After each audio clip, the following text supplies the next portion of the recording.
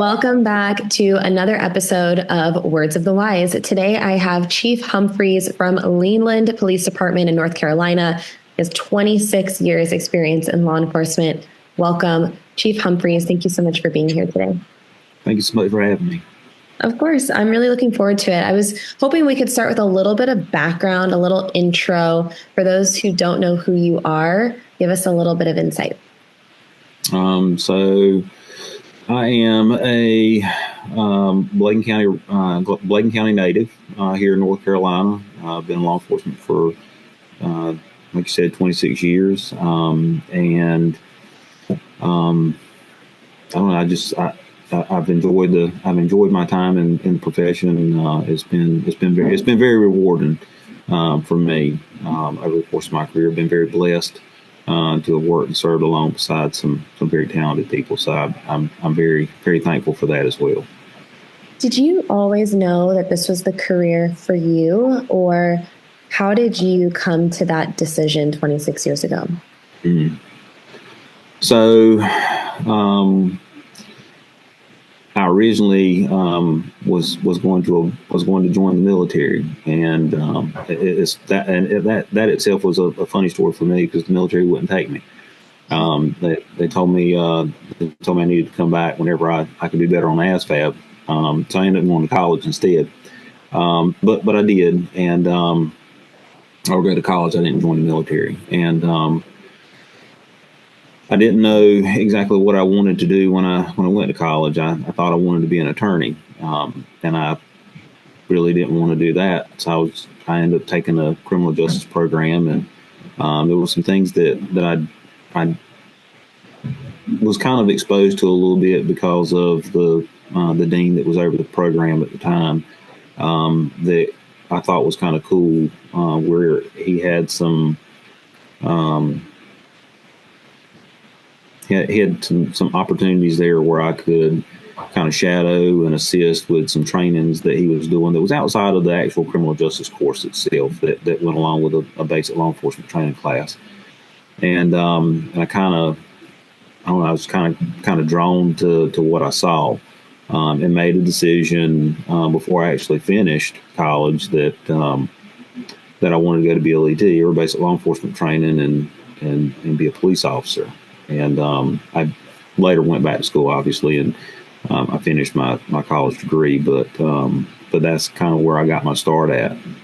It's really interesting. When I was younger, I also thought for a period of time that I wanted to be a lawyer. And I worked for a process servicing company. This was like back when you actually had real paper and didn't do things like electronically.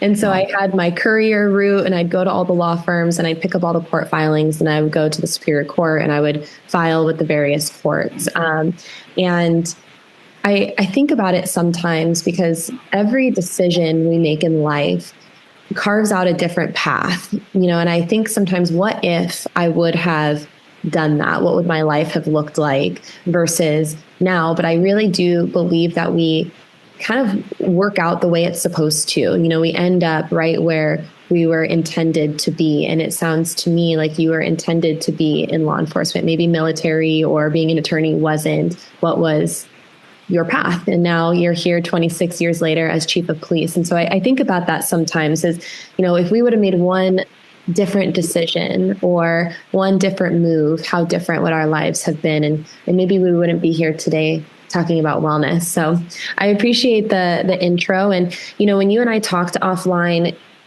and I think a lot of leaders who have been in this career a long time can relate to this, that wellness wasn't really a conversation back then. Maybe physical fitness was something that was talked about, but the overall various pillars of officer wellness or law enforcement wellness wasn't really a part of the conversation. And now it is. And I know that that's something that you're really focusing on organizationally.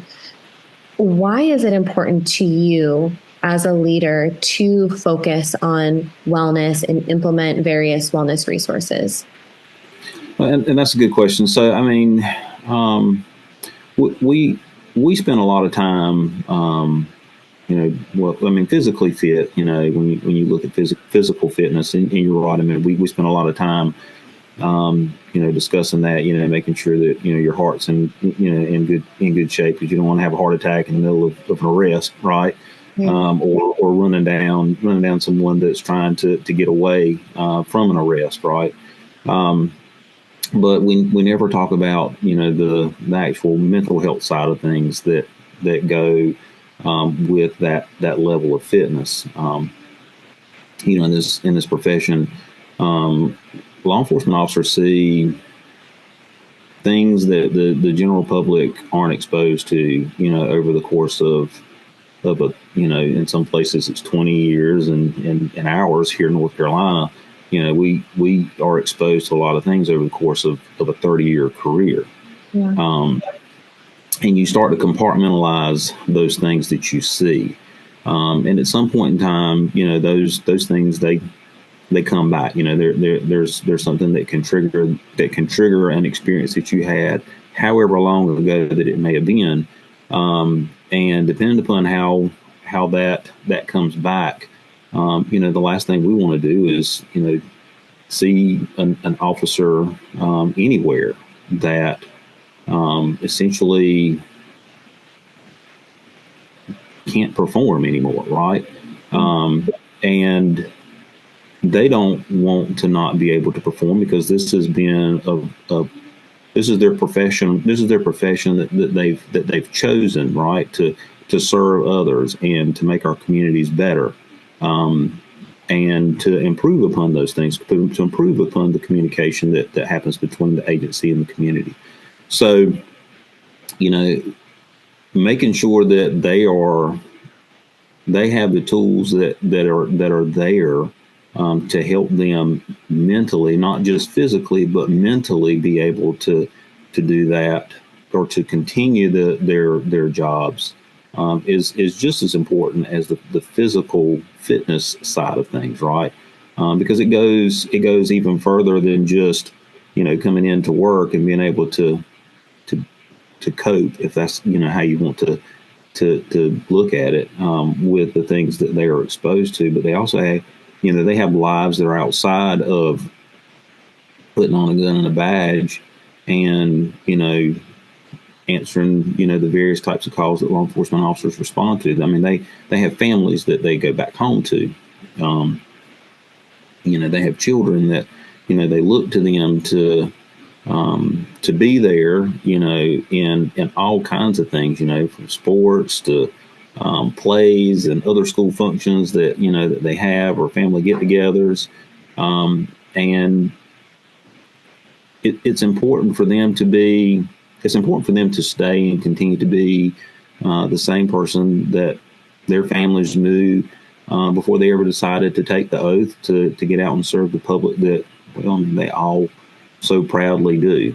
So I think that's something that we have to, in leadership, look at in order to support our staff, right? I mean, they are a true asset to an agency and to a town, or county government, or wherever it is that they serve, depending upon the level of law enforcement that they serve in. But they're an asset, and and an investment, not just in themselves but also into the organization.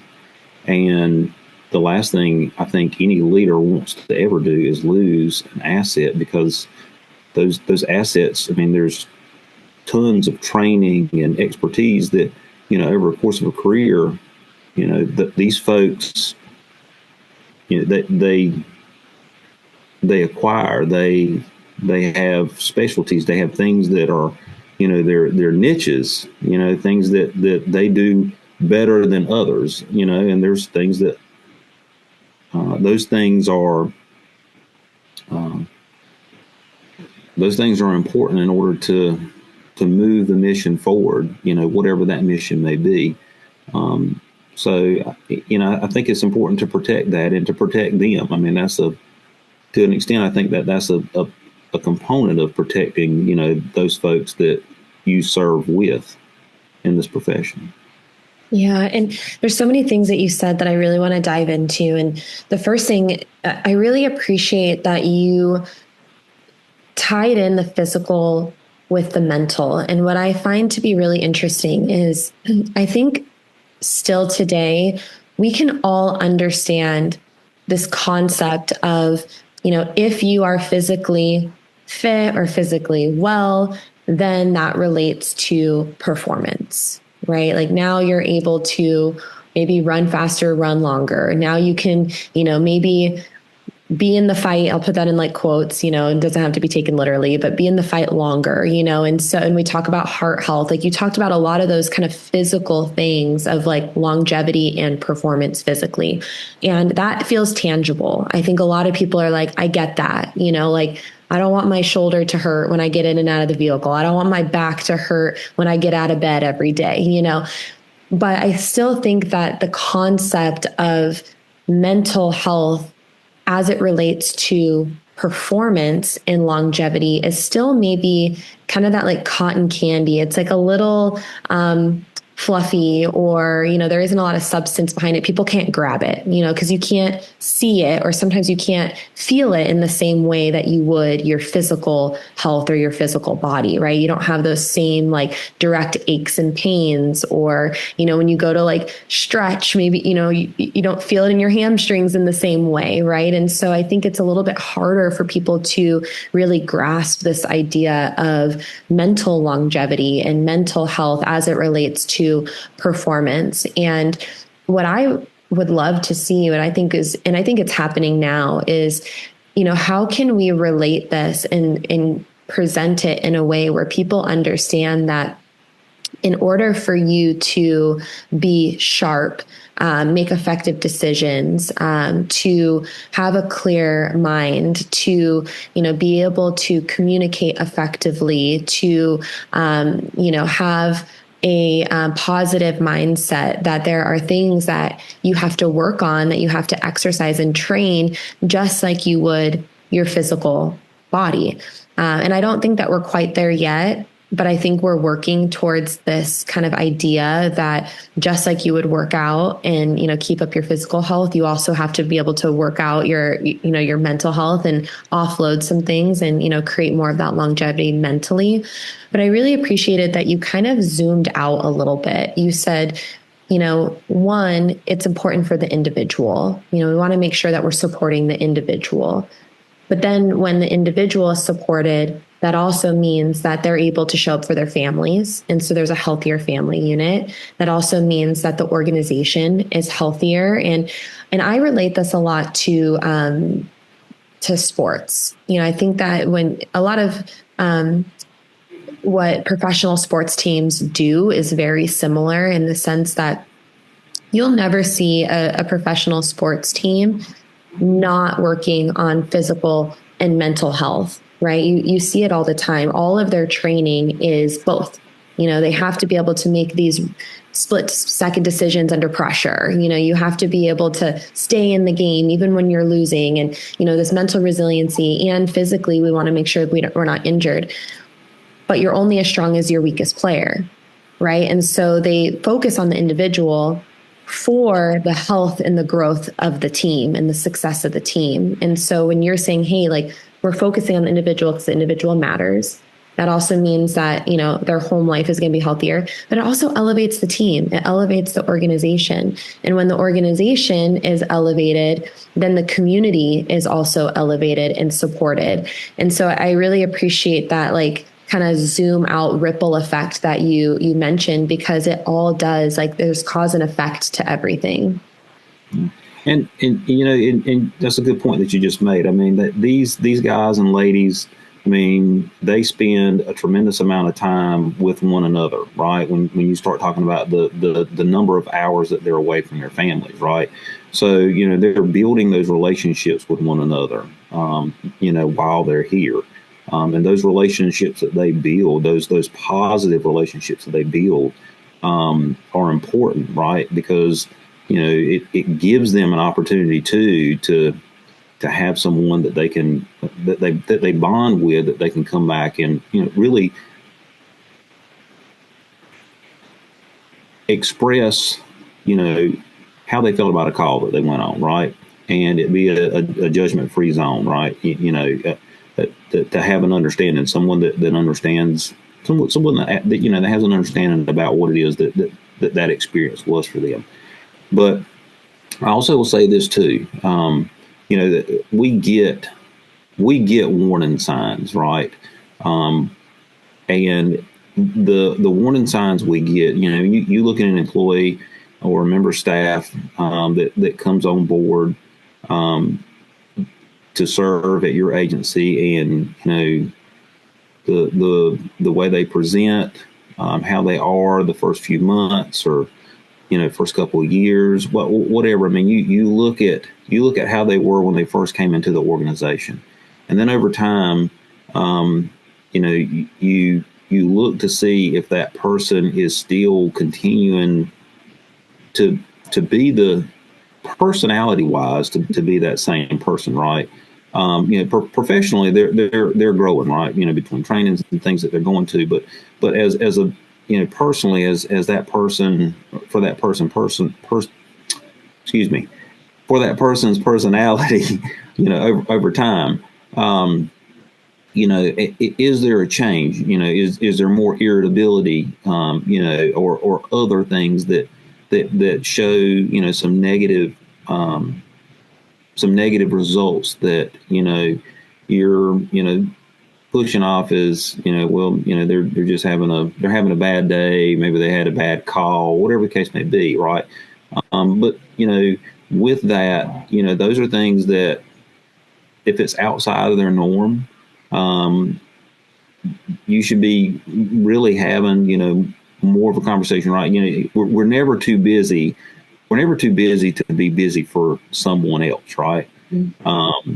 So, to stop and take the time to, put your phone to the side on vibrate, hit the do not disturb on your desk phone, whatever the case may be, and actually have a conversation with the person just as a, check-in, if it's something that stands out to you, because that's not their personality, that's not who they are.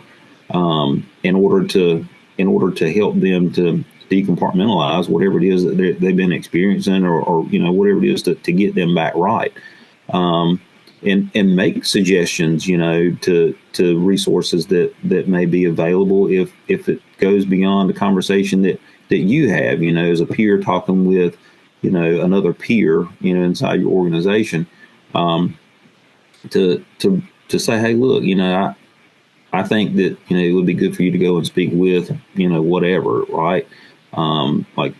These are some things that I picked up on from our conversation, whatever the case may be, and be that non-judgmental, but that person who's supporting them in whatever it is that they're going through during that time, to make sure that they're back on track. But I think picking up on those warning signs that our staff give us, is also, they're there. It is something that's kind of tangible. I mean, you can't use, a person can't take it with you, right? I guess to an extent, but you have an experience that goes along with it. There are things that you see. I mean, cops watch, mannerisms and listen to people's, words and how they phrase their sentences and things, when they're out here and they're answering these calls. Well, we have to take those skills that we learn and, put them to work also, not just in a work environment where we're out here trying to assess whatever the call is that we've gone to, but we're also, need to be able to use those very same tools to assess, those folks that we look at like family, because essentially that's what they are. I mean, you spend as much time as law enforcement officers do with one another, day in, day out, year after year with one another.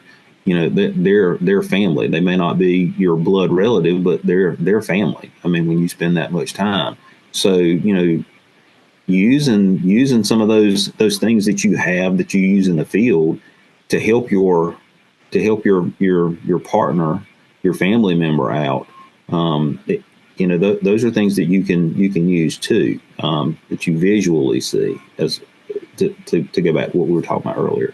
Yeah.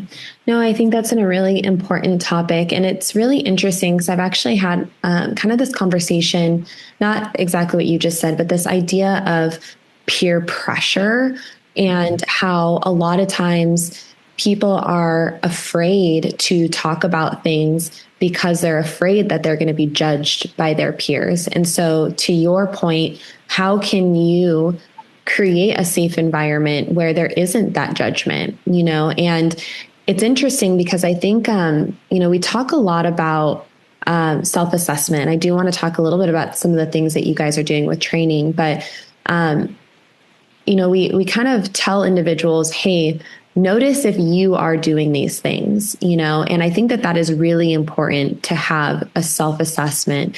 But I also think it's important, like you said, because and I don't know if you can relate to this, but I can relate to this because I'm not a perfect human being by any means. But there have been plenty of times in my life where I'm aware that maybe I am not being the nicest. Maybe I am just so stressed and I'm short fused, and I'm aware of these things. But sometimes it takes someone else who is in my corner to like sit me down and look me in the eye and say, hey, like, what's going on? Like, you are, and obviously there's a way to present things that don't put people on the defense, but sitting me down and basically being like, you're messing up. Like, what is going on? Like, you are not being very nice, or like, you're not fun to be around right now. Like, what is happening? And so I think it goes both ways. I think that we do have to have the ability to recognize our behaviors, because I do think that that is one thing we can control. And there are a lot of things in the world that we cannot control, but our actions and reactions to things are those controllable, efforts that we can make every day. But sometimes it also takes someone in your corner to kind of grab your shoulders and shake you a bit, but it has to come from a loving way, or a loving place. My question to you is, do you think, and I'm super curious because I don't know, do you think that this is something that is taught in academies or in ongoing training?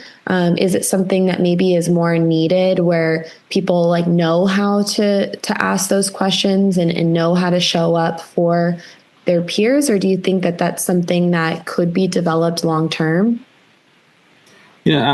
I think that the education portion of it is out there, Yeah.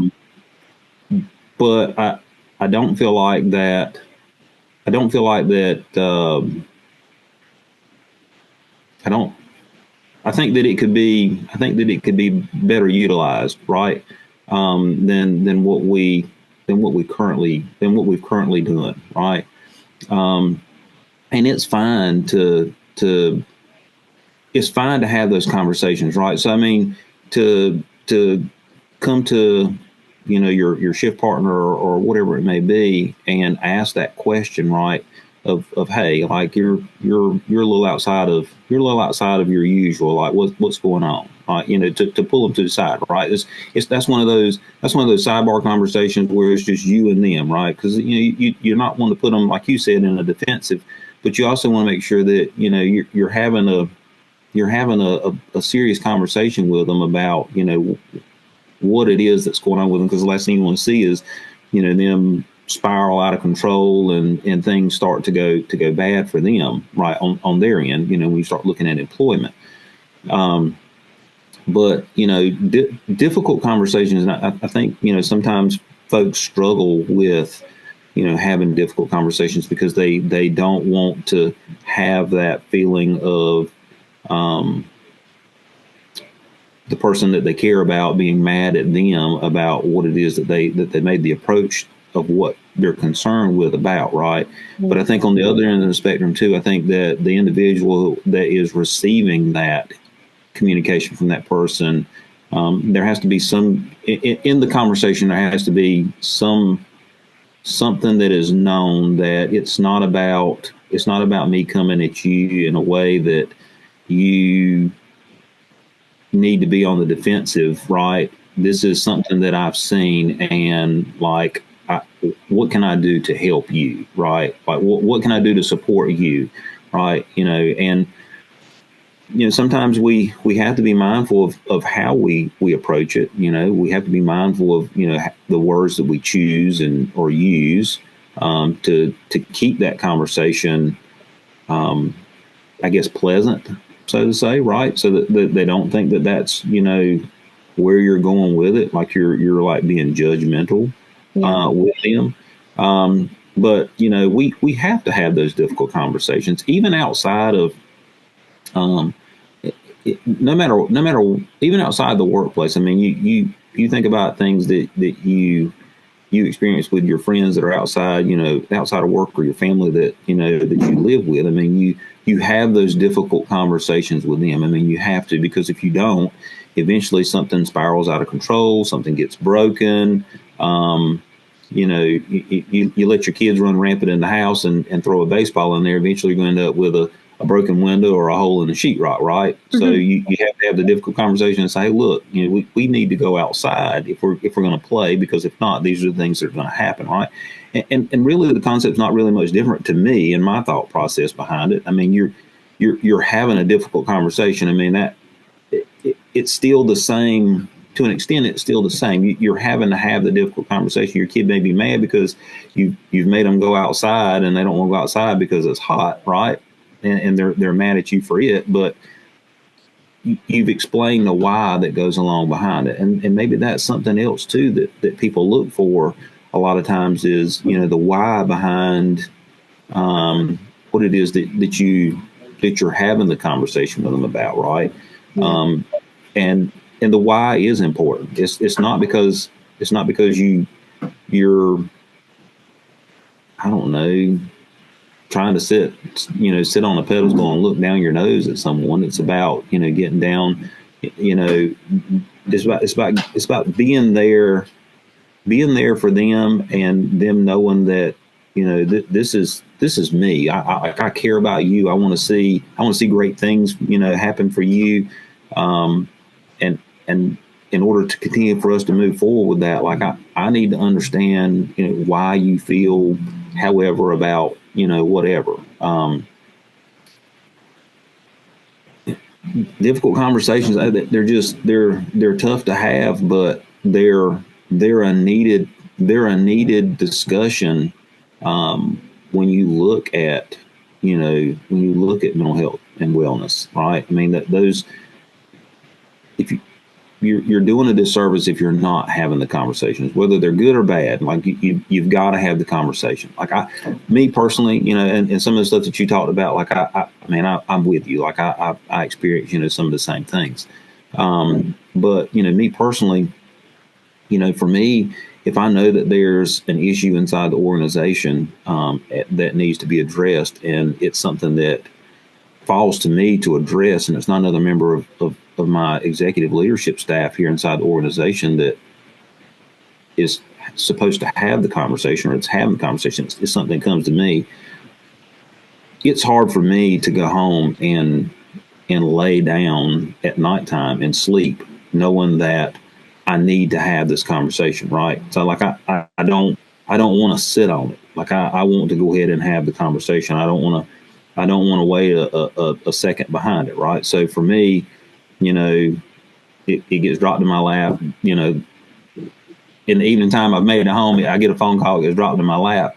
That's a tough night for me. But when I come in the next morning, like I'm having whatever that conversation is, because I don't want it to interrupt my sleep. I mean, I know, me personally, I know that it will affect my sleep. It affects how I function. So, for me, it's let's deal with it, and let's move past it and go from there. So I know myself. I've identified that for me, when there's turmoil or whatever you want to call it, that's going on. I know that it affects my well-being. I know that it affects my sleeping. It affects, my appetite, of if I decide that I'm hungry and can't eat because like I've got all these things on my mind, it's hard for me to focus or to concentrate to make sure that other things that I need to be focused on, working on, thinking about, moving forward for the organization, whatever the case may be. Like I know that I have to go in and I have to address it. It can't just sit. And I think on other scales we have to look at things in the same way, right? And identify that there are things. These things do affect us. They do affect our sleep. They do affect our eating habits. They do affect our relationships and conversations that we have with one another. They do affect how we respond to people in the field that are our victims, our suspects, our witnesses, right? That we're talking to, people every day that we have contact with that are outside of the folks that we work inside the organization with. It all ties back in. I mean, it affects everything that we do. Yeah. I just did a podcast recently and it really changed my perspective on exactly what you're talking about. Someone said that if someone is willing to talk to you and to listen to you, that it's love. And I was like, interesting perspective. And that's what I thought about. Like while you're talking, like if you're going up to someone in your agency, your partner, your friend, a family member, and you're saying, hey, like, I care about you, hey, like, what's going on? If someone's saying, hey, what's going on? And they're sitting there and they're willing to listen to you, it's an act of love, mm-hmm. And I was like, wow, because I do think we get so defensive sometimes when people come up to us, but no one's going to come up and ask you, hey, how are you? And what's going on? If there isn't some sort of, and maybe it's that you're not in love with them. That's not what I mean, but it's an act of love. It's an act of care. It's someone who's actually taking time because they care about you. And I felt like that statement for me, because I tend to have my walls up a little bit, and I think that was so disarming when I had that realization that if someone's coming up to me and asking me what's going on and, noticing something and taking the time out of their day, that's an act of love. That's an act of care. And one of the things that you said that, kind of reminded me is sometimes the way we present things. I'm a huge fan of a compliment sandwich. Have you heard of this before? Starting off with something really positive, and you did this, hey, I want what's best for you. I really care about you. And that's that first like positive thing. Like you start with a positive, right? You don't start with what the F is wrong with you, because then people are going to be defensive. They'd be like, hey, I really care about you. I want what's best for you. You're my teammate, you're my kid, you're my wife, like whoever it is that you're talking to. Hey, like I really care about you a lot. Then the second piece of that is kind of that hard conversation of, I've been noticing this, I've been noticing that you're, maybe drinking too much, or I've been noticing that you've been calling in sick a lot, or I've been noticing that, when you're interacting with people, you're not as positive as you normally are, and then ending with something positive again. I'm coming to you because I truly care about you. And, I want to be here for you and I want to show up for you in any way that I can. Can you talk to me about this so we can figure out what's going on? So it's like that immediate disarming of like, hey, I care. This is the hard part. Again, I care, what can we do to find a solution? And I have personally found that to be really effective, even though sometimes that's a hard thing to do. Like when you're frustrated with someone or like, something is going awry, to start with, I care about you. But I think on the receiving end too, hearing that statement of like, hey, if someone's coming up to you, that's an act of love, like was also like something that was really kind of groundbreaking for me personally. I do want to talk a little bit about some of the things that you guys are doing organizationally. And I know like we already talked about physical wellness. We talked about mental wellness and, culturally showing up for, one another and having those hard conversations. Some of the other things that you mentioned, you have a chaplaincy that you've implemented, and you also have a partnership with your fire department for some other resources and initiatives. Are you willing to kind of dive into just a few of the things that you guys have done that has been successful? Sure. So, the chaplaincy program, so our agency, I mean, so the town of Leland, let me just say this. So the town of Leland is, it's only been incorporated since 1989. So, the like other towns and cities and other places that are 200 plus years old, we're a young municipality, I guess is the easiest way to say it. But our organization, I mean, we didn't have a chaplaincy program. We didn't have any chaplains, and we partnered with some of our identified and partnered with some of our area churches and brought on in a volunteer status some of our pastors here in our area. Some of our staff actually attend some of their churches, and some of them don't attend the churches at all. But we did bring in, our pastors, and in doing that, we've talked with the different pastors about, bonding, ways to bond with our staff, right? If it's nothing more than coming in and asking if they can ride in the car with them, or sitting down and having dinner or lunch with them. If they swing by and they catch one of them or whatever at the office that's trying to catch their lunch or something. So we started with a chaplaincy program, and with that, we extended the use of our chaplains out even with our fire department here for the town of Leland. So I mean, they have access to our chaplains as well. And then another thing that outside of that we've done with the chaplaincy program is, we started looking at peer-to-peer. And provided training to staff that were identified who wanted to be part of that peer-to-peer program that we implemented as well. So that you have, folks from, my level down through the organization to be able to, for folks to be able to go to or trust or feel that they trust, to have some of those conversations, things that that are going on.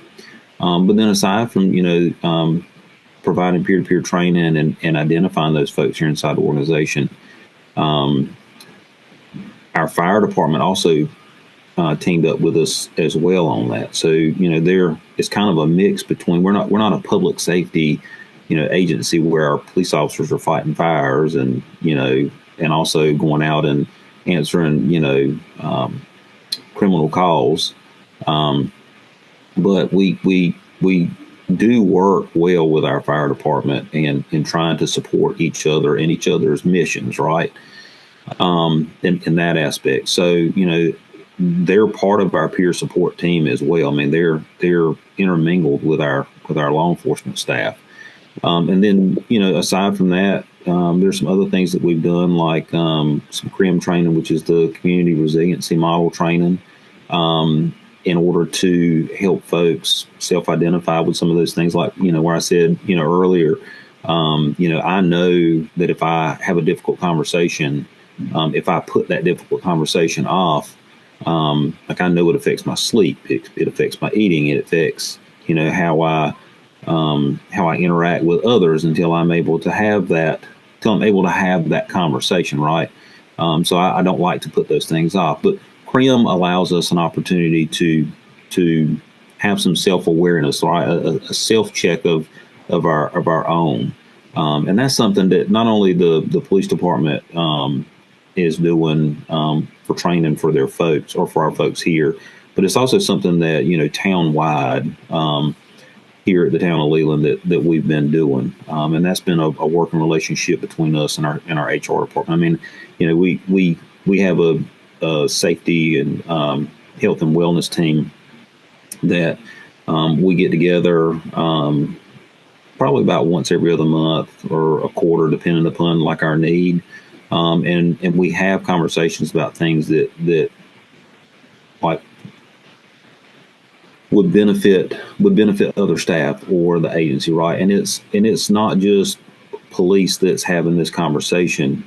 We have human resources that is sitting at the table, as a stakeholder. We've got representation from our firehouse. We've got representation from our police department. We have, oddly enough or funny enough, we have representation from our IT, right?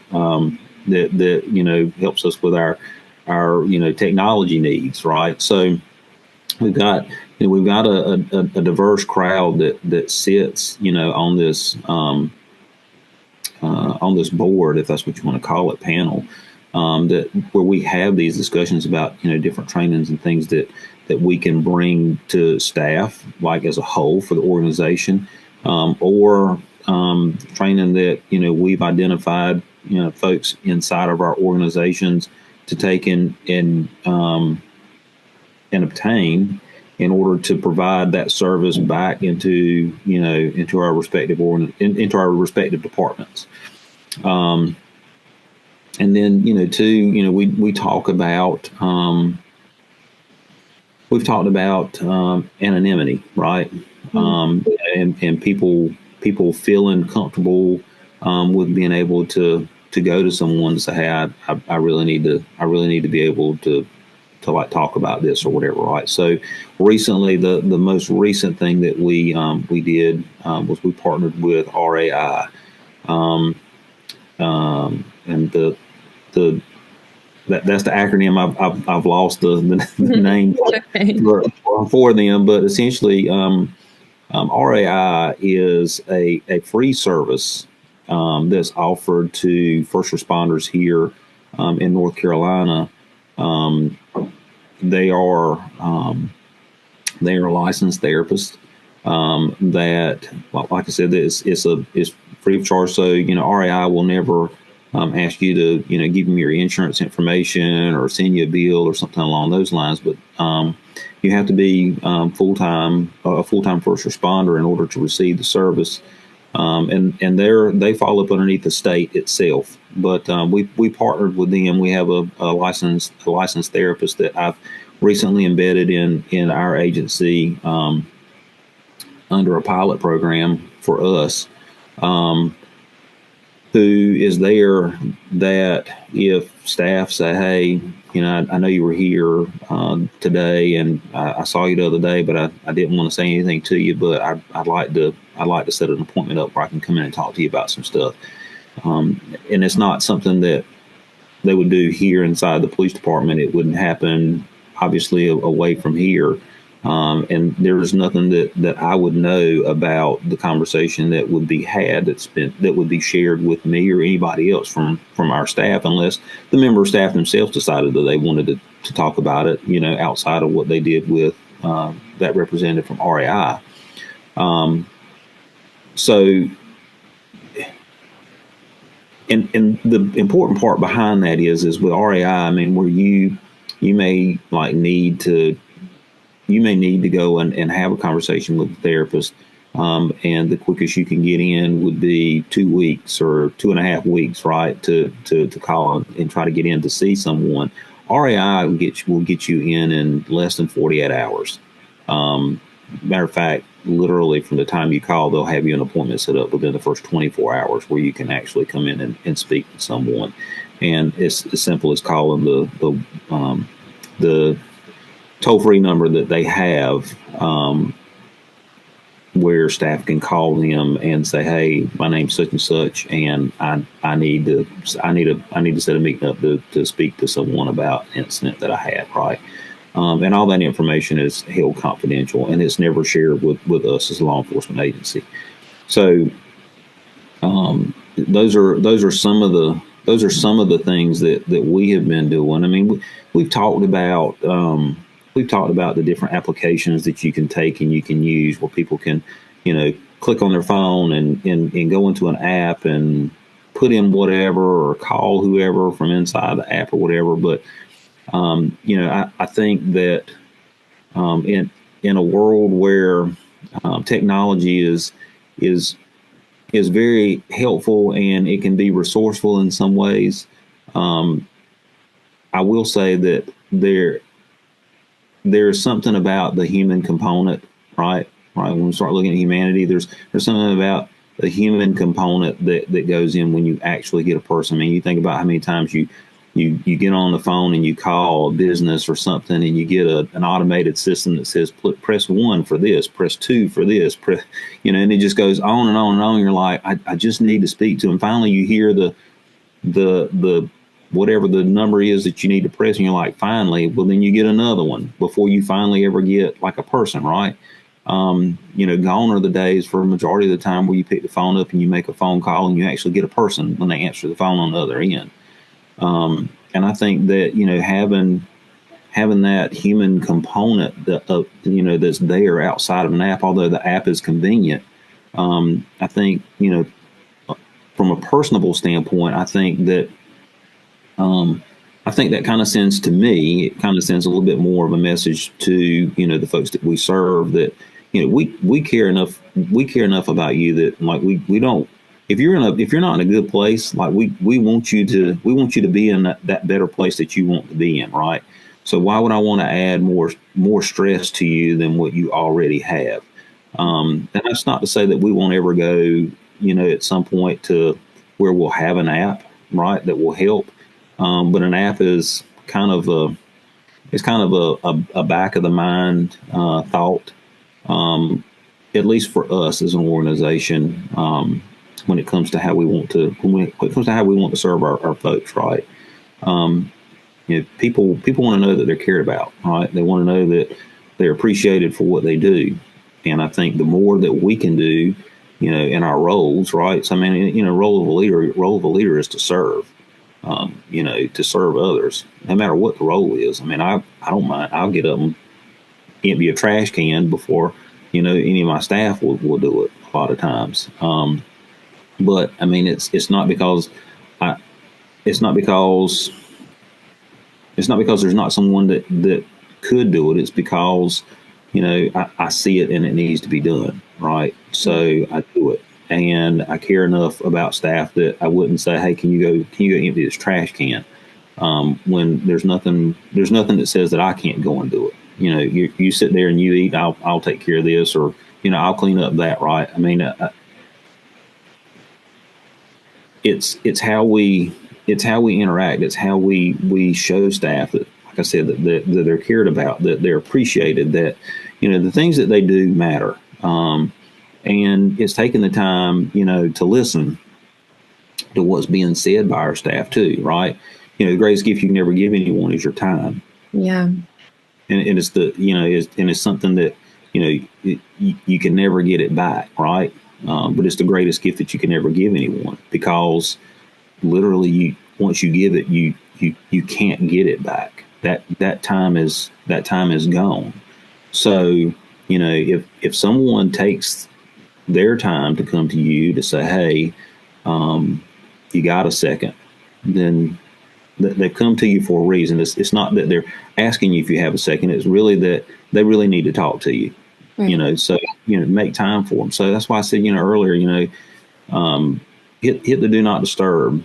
Hit the phone on vibrate or silent. That person's asked for your time, give it to them, and just be a listening ear, and not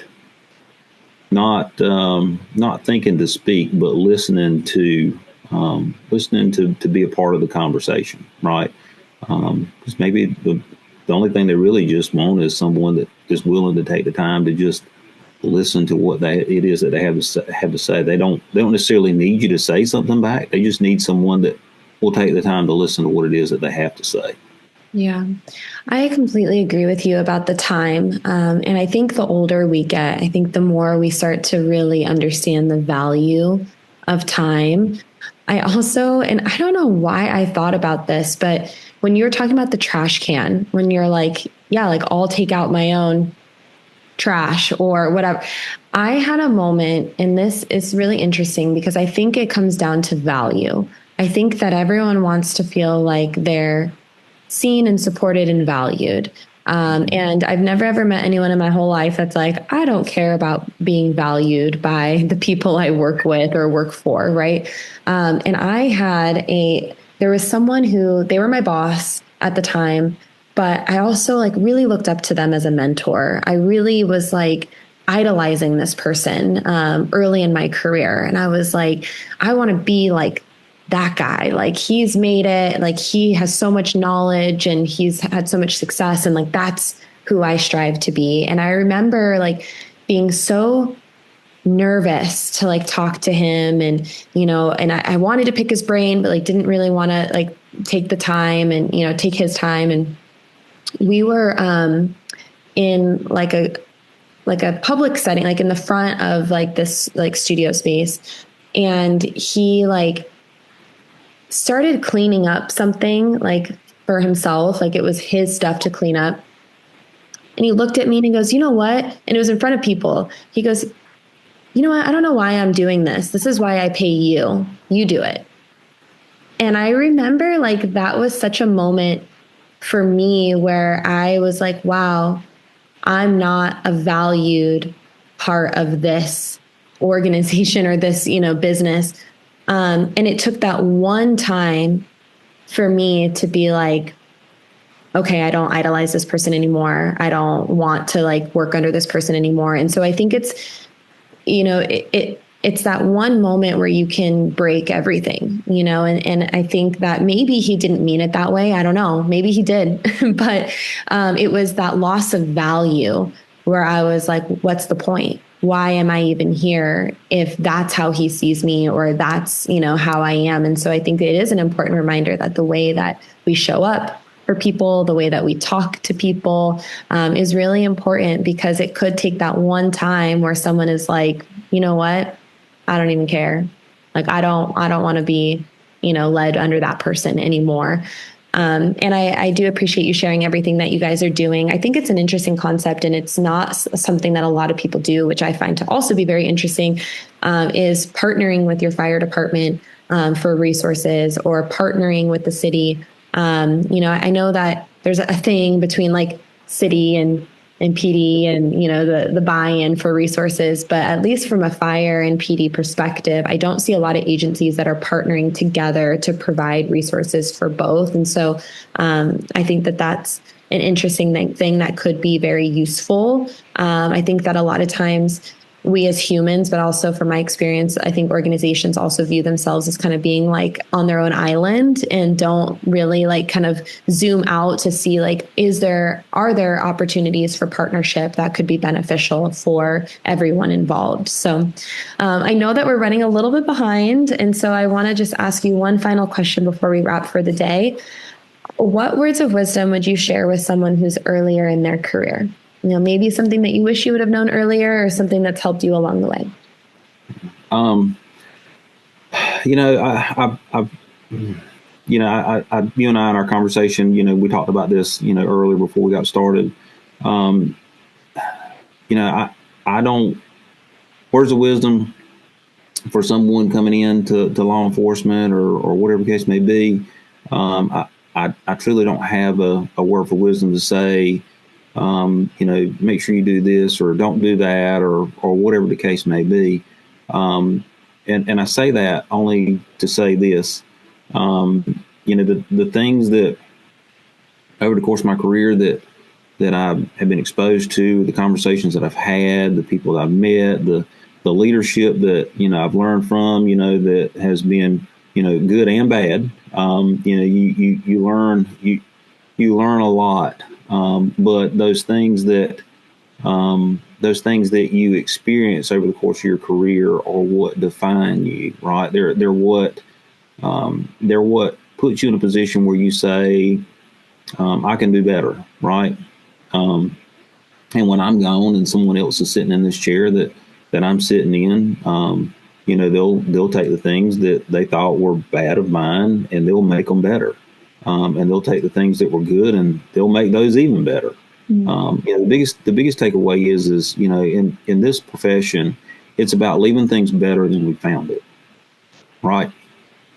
I listened to people when I first got in law enforcement that had been in the job for 20 plus years, and they talk about, how it, you used to be able to do this, this particular way, or, and you didn't have to have this in order to do whatever it was that they were having inside of the conversation that was being had. But the takeaway from that is that over time, even though there's been more constraint that has been put on law enforcement, right, that's kind of bound your hands more to have to, move your chess piece, if that's an analogy that you want to utilize. In order to move that piece, in order to get to where you're wanting to go, you have to do this. It said that there was a better way. There was a better way for us to do things and not intrude upon someone's rights, right? Because today you're a law enforcement officer. If you leave your jurisdiction, you go wherever. You get off the job, you go wherever. Or even if you're on the job, you're still a person and you're still entitled to the same rights that those folks are that you serve inside your community, right? Putting on a gun and a badge doesn't make you better.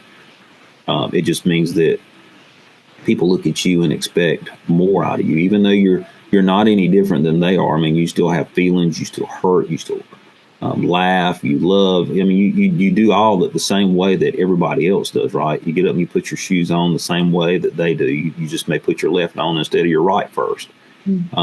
But you still are entitled to the same things that they are, right? Which is the laws that you take that oath to uphold and protect, and to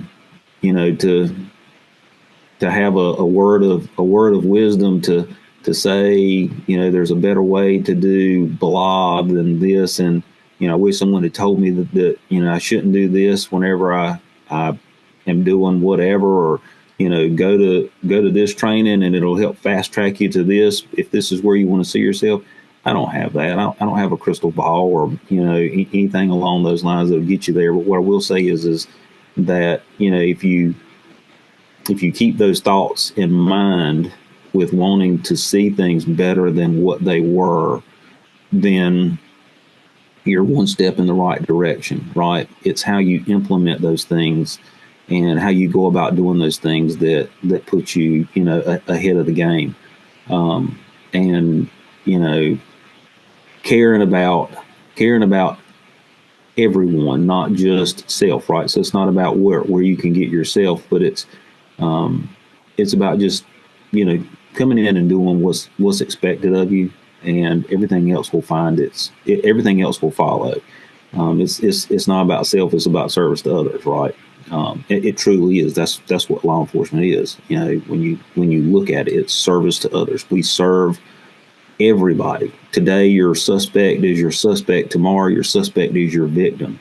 You treat them that way, right? You don't treat them any differently. I mean, yeah, you may have had a tussle with them yesterday because they were involved in a theft and they didn't want to go to jail, and tomorrow, someone came by and, jumped them and beat them with a ball bat or whatever the case may be. But they're your victim that day. And no matter how they treated you the day before, they're still your victim. And you have to look at them that way. I think I'll say this one last thing and I'll be done.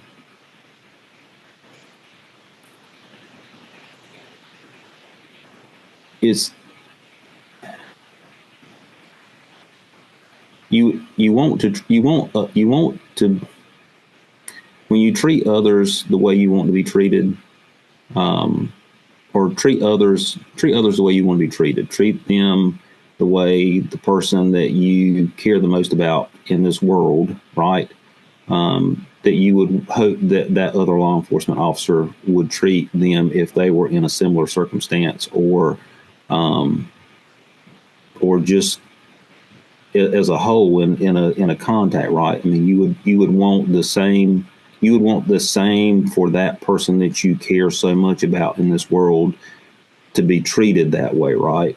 And look at them in that stance, and know that it's not personal, it's business. It has nothing to do with how you perceive or look at that person. It has to do with the fact that A caused B to happen, and as a result, you have to get to C, right? So it's nothing personal, it's business. And know that you would hope that, like I said, others would treat the person that you care most about in life the same way that you would treat others, in a fair and respectful way. Thank you. Thank you for your time. I appreciate you coming on here. I really do. And I love everything that you guys are doing. And I really enjoyed this conversation. So thank you. No, I appreciate it. I appreciate the opportunity. Paige, I'll tell you, I don't think that anything happens by chance. I think everything that happens in this world is in its infinite design, is meant to be, right? I think that, so I have a strong sense of faith, right? So I think that,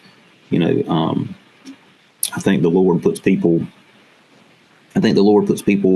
in our path for a reason, right? And I appreciate an opportunity to sit and speak with you today, and share some of the things about our organization, and to have had an opportunity to admit you.